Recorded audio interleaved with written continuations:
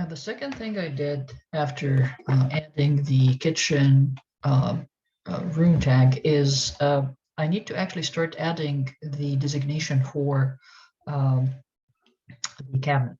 And on the floor plan, usually this makes a lot of sense because even if you don't have or you don't see the elevation, which we're going to talk about in dimension later, then you still need to show what type of cabinets is here, because as you can see, we don't have the designation of which type of cabinets. We don't add those lines to provide information about the widths of the cabinet or the height of the cabinets and what type of cabinets are they.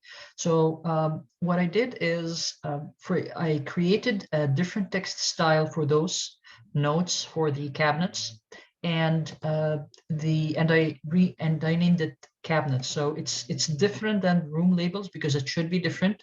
I also opted for it to be on a different layer. So I added a new layer that's called G-Ano Notes. And the layer properties for that is that it's yellow and it's a continuous line and the line weight is 0.18.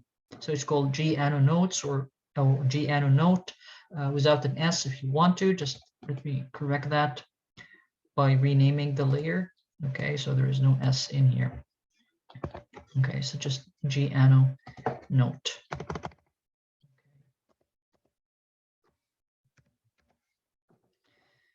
And yeah, so now it's correct. It's without an S here. So this is the one that we're going to add the designated cabinet.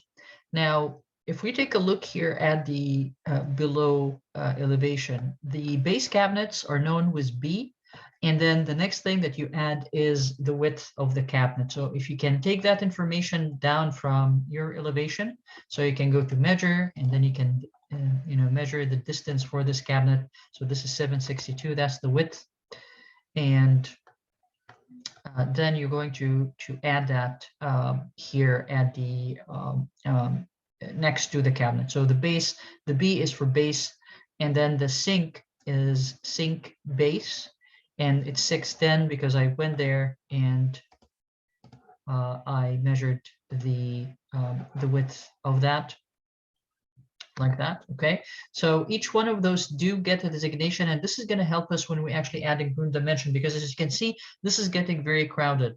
So base cabinet, sink base. Now we have another base if it does have just one door to open here, and this is B305, and then we have 6D B381. So why 6? Now 6 because this is a drawer unit, and we need to tell them how many drawers do we have here. So if you have 3 drawers, then it's going to be 3 dB, and then the width of the drawer unit later on. So the 6 here is how many drawers, D for drawers, and then B for base, and then you have the width of the drawer unit. The next thing is for the up or the wall units. The wall units should actually be designated wall, and designated by wall because it's on the wall, and then we have a little bit of a different combination here. We have the 762, which is actually the width and then the height. So it's designated by the width, and this is exactly what you're going to encounter when you're working with inches. So it might be, for example, the width is 24 inches and the height is 30 inches, for example. So those numbers come after each other. So the name or the designation for the letter is designation for the name, and then the width of the cabinet, all right, and then the height of the cabinet. So in our case here, the width is 762, which is exactly the same width of the base cabinet, and then we have the height as 710. The same thing here, this cabinet here, which is next to the sink, it's a wall cabinet. The width is 305 and the height is 710. Also, if you had a 1 here above the fridge, that would be a wall cabinet as well, and then you have to specify the height and the width. So all of those, as I said, are designation for, so when the contractor or the if it's built on site, looking at them, he or she would know what those numbers mean. Now I placed them on G node because I wanted them to be distinguished from the kitchen designation. I created a different text. It's the same text style, but the only thing that I changed here, I called it cabinets, and it's exactly the same as room labels, everything the same, except that I made the height 80, which should be less than the kitchen tag size. You can make it 70, you can make it whatever you want to, but it's the same font name, same regular style, not annotative, and the height is a little bit less than the kitchen text height. Okay, and I called it cabinet just to distinguish from here. And then I placed it on a different layer. Now for the wipeout command, we can still use a wipeout command. So if I type wipe out, okay, and I don't have any rectangle around, all I have to do is that I'm going to go to frames here, and I'm just going to click on here. Now if I have a frame created already, okay, and I'm just going to show you this in a second. Wipeout, okay, again, and it's asking you to specify the first point or frames or polyline. The previous time we actually had a frame created by a rectangle around it, and this time we're actually going to create the frame within the command of wipeout.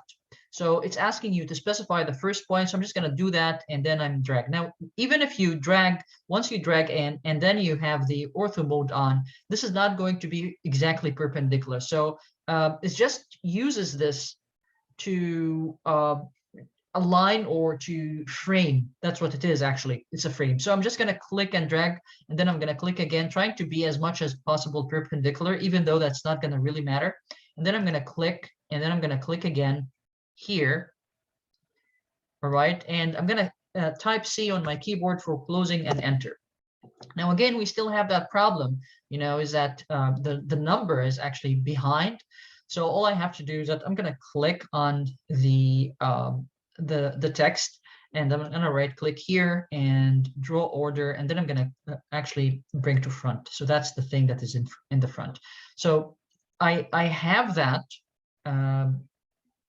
you know, frame, and it's visible, and it's I created it using the wipeout command. Now there is another thing in the wipeout command that I need to export.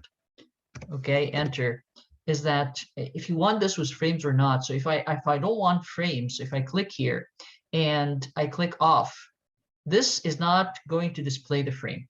Okay, even though the frame is almost visible, or it was visible before. But if I go again, wipeout,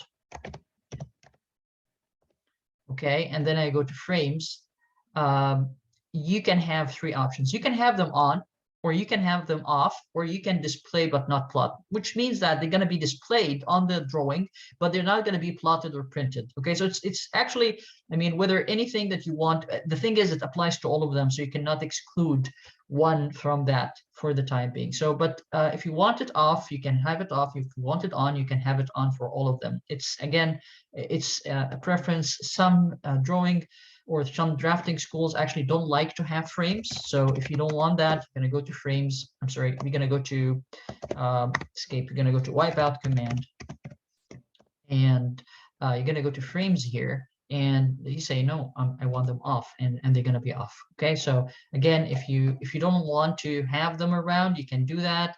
You can also go to wipeout command, as we said, and we can go to start specify first point. So I'm just going to click here, and then click here again. Again, the problem is you don't have the ability to be completely ortho or on ortho mode. That's why I used the rectangle in the previous example or the previous video. And then I'm going to click on C to close and enter. And then we do that thing that we did before, which is hovering over here, and then right click, draw order, and bring to front. Okay, so all of them are right now are kind of having this blank behind, which shows them, but without showing the frame. So that's one of the things that you're going to be doing, because the next video after that, after you adding all of those elements, we still need to add some dimensions, okay, on the floor plan. Not going to be extensive. We don't have a lot of elements, but we just have to revisit how to add dimensions here and which layer they're going to go to.